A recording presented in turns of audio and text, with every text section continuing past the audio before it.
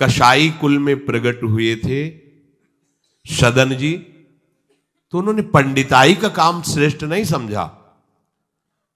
स्वधर्मो निधनो श्रेया परधर्मो भयावहा।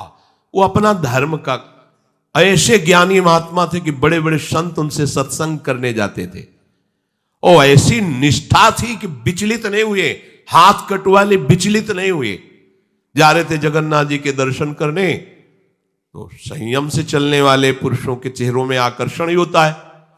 भिक्षा के लिए तो एक माता ने देखा तो आकर्षित हो गई, उसने कहा यहीं पा लीजिए भिक्षा।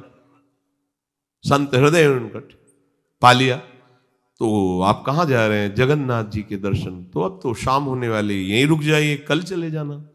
बड़ा भाव देखा, रुक गए। वो रात्रि में उनके पास आई, गलत भावना प्रकट की, तो कहा कि तुमको तो ऐसा सोचना भी नहीं चाहिए, तुम्हारे तो पति विराजमान है। तो उसको लगा कि इनका आशय कहने का है कि तुम्हारे तो पति, अगर पति ना होते तो काम अग्नि ऐसी होती, बुद्धि भ्रष्ट कर देती। आई और कहा तो पति को राधे राधे कर दिया, तो आप ऐसा तूने कैसे सोच लिया, तेरी ऐसी भावना। बोले अब ज्यादा हमारे सामने बाबागिरी नहीं, अब हम जो कहें वही कहो, नहीं तो हम जब पति को मार सकती तो तुम्हें अभी पूरी जनता से मरवा सकती है। तो उनका प्राण दे सकता हूं, धर्म से विमुख नहीं हो सकता। उसने मचा दिया हल्ला, लोग एकत्रित, देखो देखो ये धर्म करने का फल। मांग रहा था रोटी, हमने इसको बैठ के पवाया और कहा कि आज रात्रि यहीं रुक जाओ। रात्रि में रुका, हमारे साथ गंदा आचरण करना चाहा, पति ने विरोध किया, पति का गला काट दिया। और जाल रचने में माया को देर लगती है क्या? वो मुस्कुरा रहे थे। जगन्नाथ जी बड़ी सुंदर लीला की आपने, भक्त हैं उनके तो सामने भगवान, तो उनके संसार थोड़ी होता है। भक्त केवल भगवान को देखता है, उनकी लीला है जैसा।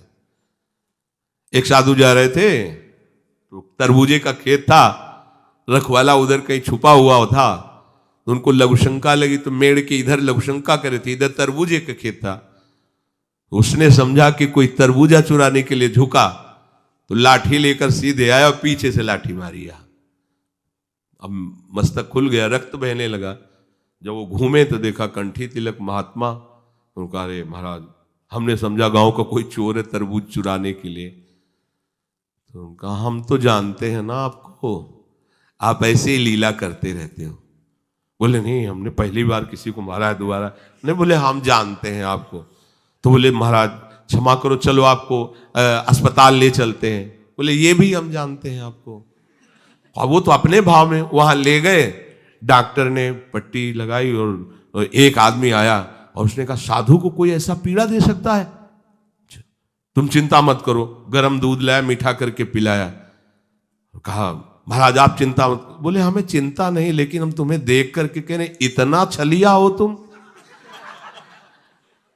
मतलब हमने क्या, दूध है, चीनी है, इसमें मिला दिया हमने, कोई और तो इसमें जहर तो मिलाया नहीं। हम जान रहे हैं ना, तुम ही वो पहले लाठी से मारा, फिर अस्पताल लाए, तुम ही ने पट्टी बांधी और तुम ही हमें दूध पिला। बोले महाराज नहीं, ऐसा ऐसा करके फंसा क्यों रहे हो हमको, हमने ऐसा। बोले हम तो अब तुम हमें भुलावे में नहीं डाल सकते, तुम ही हो, तुम ही हो। वो अपने भाव में है, वो सामने वाले के, तो साधु अपने भाव में होता है। तो सदन जी आनंदित है, हे भगवान ये तुम्हारी लीला है।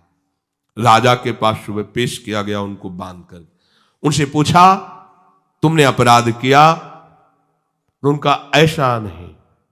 बोले ये आपके, तो बोले जो कह रही है इसमें भी भगवान की कृपा है।